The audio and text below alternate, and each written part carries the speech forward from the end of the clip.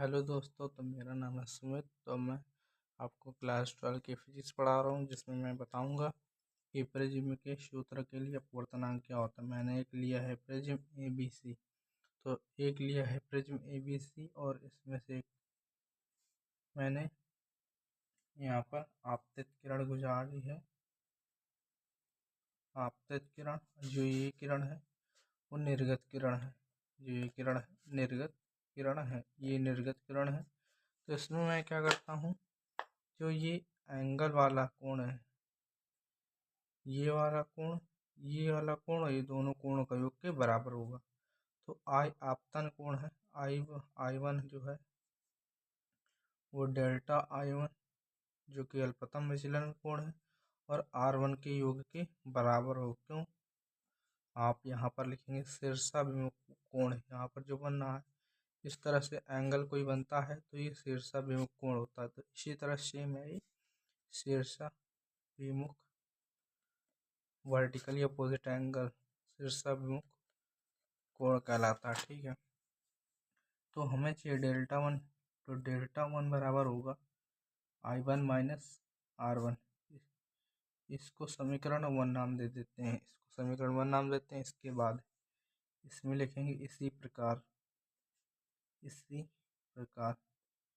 इसमें क्या होगा कि जो I2 हमारे पास है वो बराबर हो जाएगा डेल्टा 2 R2 और डेल्टा 2 बराबर होगा I2 माइनस R2।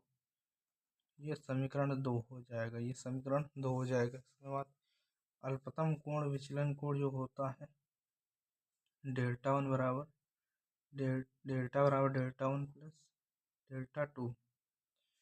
तो ये डेल्टा बराबर हो जाएगा I1 का मान समीकरण 1 से रख देंगे, डेल्टा 1 का मान समीकरण 1 में रख देंगे तो I1 माइनस R1 प्लस यहाँ पर हो जाएगा I2 माइनस R2 हो जाएगा। तो डेल्टा बराबर हो जाएगा I1 प्लस का I2 और माइनस कॉमन कर लेंगे R1 प्लस का R2। यहाँ से माइनस कॉमन होगा तो प्लस हो जाएगा ये। और इसके बाद हम लोग लेंगे चतुर्भुज लेंगे, चतुर्भुज ये वाले लेंगे, सॉरी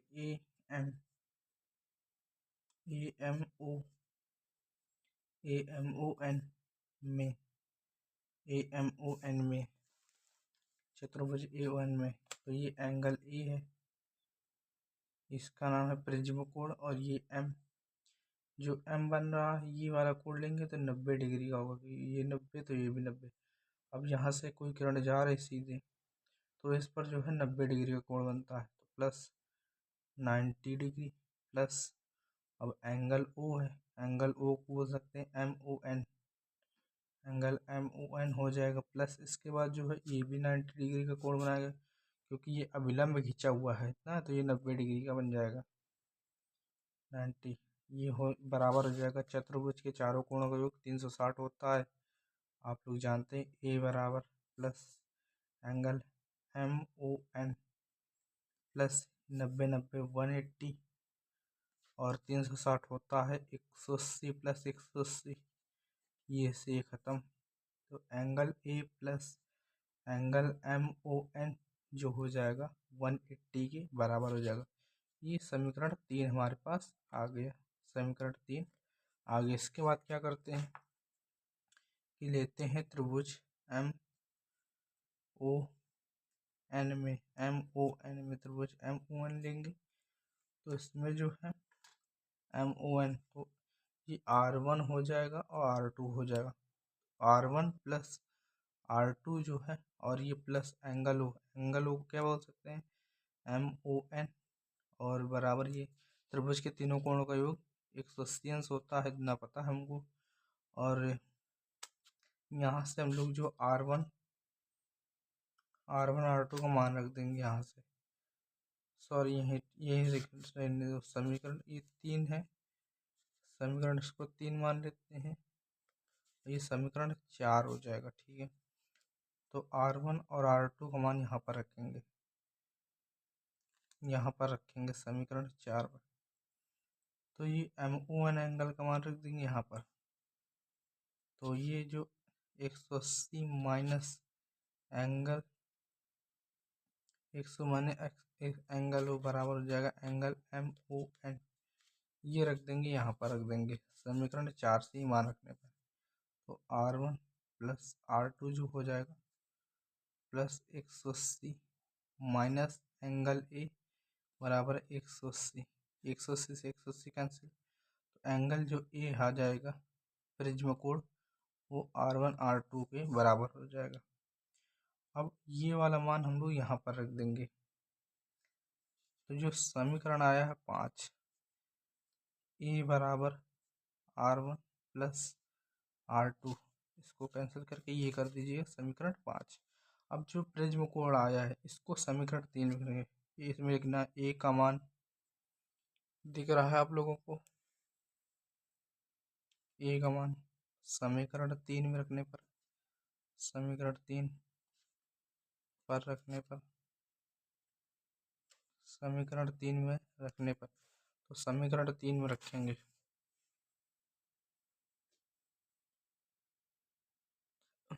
समीकरण 3 में रख देंगे ए का मान। ए हमारे पास क्या आया था, ए बराबर आया था R1 प्लस R2, वीडियो में आप लोग देख सकते हैं। डेल्टा बराबर हो जाएगा I1 प्लस I2 माइनस का ये हो जाएगा ए के बराबर, ये मान यहाँ पर रख देंगे। तो हमारे पास जो ए प्राप्त होगा, वो सॉरी यहाँ पर जो है, I1 और I2 बराबर I मानना पड़ेगा इसको। तो जो डेल्टा है वो I2I हो जाएगा, I2I और माइनस का ए। तो ये हमारे पास I चाहिए, तो I बराबर हो जाएगा डेल्टा प्लस ए और 2I है ये पे, तो I बराबर हो जाएगा डेल्टा प्लस A/2 हो जाएगा, टोटल का डिवाइड बाई 2 आ जाएगा। और हम लोग जानते हैं कि साइन फार्मूले से n बराबर होता है sine I upon sine R। तो हम लोगों ने अभी a बराबर हमने निकाला था R1 प्लस R2, ये समीकरण 5 में है। तो R1 बराबर R2 बराबर R, चलिए एग्ज़ाम में नहीं करना है, ये एक साथ लिखना है, इसके बराबर ये लिखना था, तो ये लिखने पर तो a बराबर हो जाएगा 2R के बराबर हो जाएगा। तो n बराबर साइन I का मान हमने निकाला कितना है, डेल्टा प्लस ए टोटल में डिवाइड बाई 2, और साइन R चाहिए, तो R बराबर A/2 साइन A/2। तो ये हमारे पास जो है वो उत्तर आ चुका है।